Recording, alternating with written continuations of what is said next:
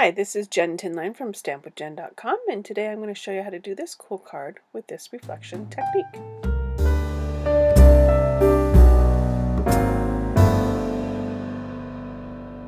The supplies you need for this card are this High Tide stamp set, which is all about the lighthouse. For inks, you're going to need Pool Party, Basic Black, Sahara Sand, and Daffodil Delight. You're also going to need some linen thread.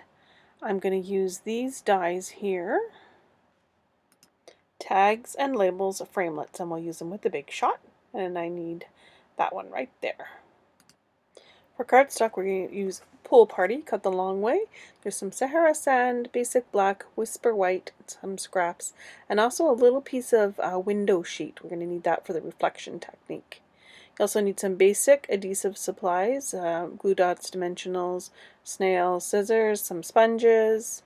I also use a foam mat. This is just the Stampin' Up! Paper piecing mat, and a piece of scrap paper on top of that to protect it. This is just to give me more of a cushion when I'm using the photopolymer stamps. First part I'm going to stamp is this sand part here, and this is this stamp here, which is actually meant to snug in around the lighthouse.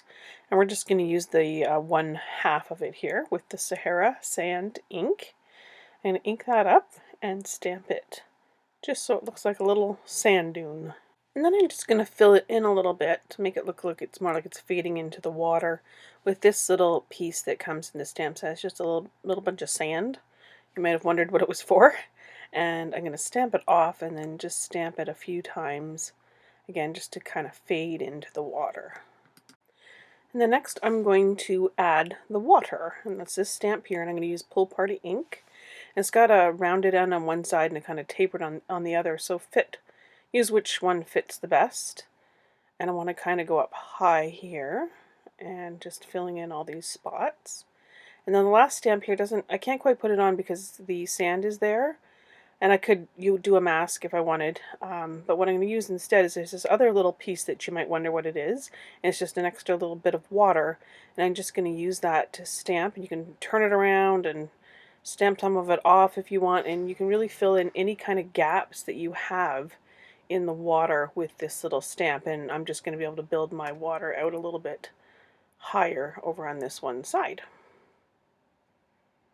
Isn't that cool how it really does look like water?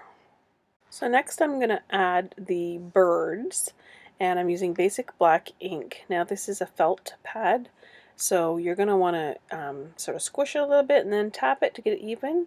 And then I put the birds about here so that they still look like they're in the water and I still have room for a bit of a reflection.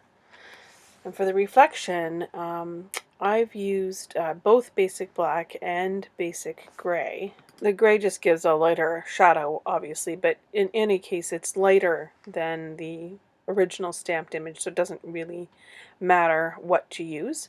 I'm going to use the gray in this case, and I'm going to use the window sheet. These are window sheets from Stampin' Up! I just cut it really small. In fact, when I'm done with it, I wipe it and reuse it too.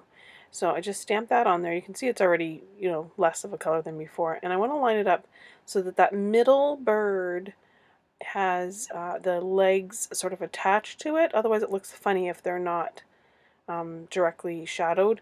And it means that the other legs will not line up perfectly, so I'm going to try not to transfer that part. So I'm going to just use my finger to rub and to transfer that ink from the window sheet to the paper, and just give it a little extra rub where the legs are.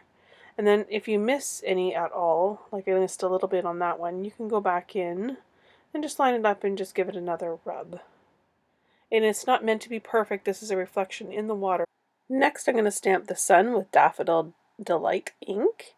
And because I want it to look a little bit hazy, what I'm going to do is I'm going to stamp it off, and then I'm going to go in and just kind of roughly stamp all the way around the sun to give it a bit of a haze and a glow. So the next I'm going to want to stamp the sun sort of shining over the water. And what I used for that was this piece here. It's meant to be the shine from the lighthouse, but we're going to use it for our purposes. And I need to stamp it a couple times, and I've got that sand in the way. So what I've done is I've just stamped another piece of sand on a piece of scrap paper, and I'm going to cut it out and I'm going to use it as a mask. You could use a post-it note for this, but I was just being lazy because paper was right here. And then you're just going to lay that over.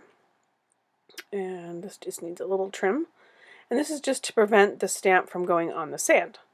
And I'm going to take the beam and I'm going to stamp it with the Daffodil Delight again. And because I want it to be quite a lighter color, I'm going to stamp it off a couple of times. So just holding that mask in place, I'm going to stamp my sunbeam in the water portion, just sort of off to an angle a bit so it makes sense with the reflection that I've done, and then over top of the sand. Ideally I would not have stamped it past the sand, but I wasn't thinking here.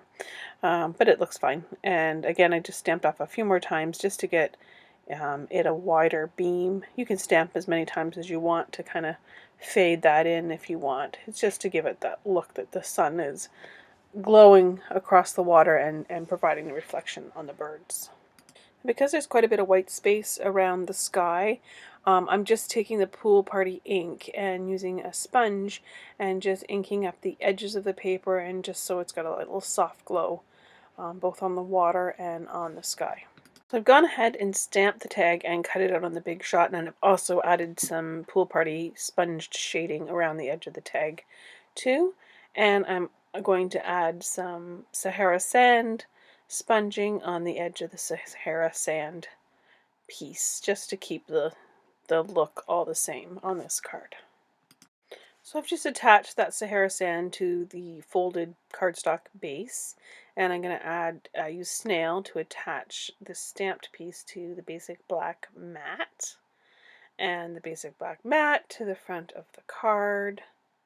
Again, just using snail, and I've just given a bit of a border there, but did position it off to the right so that their tag will be on the left side. And I've just added dimensionals on the back of this already, and I'm just going to peel those off.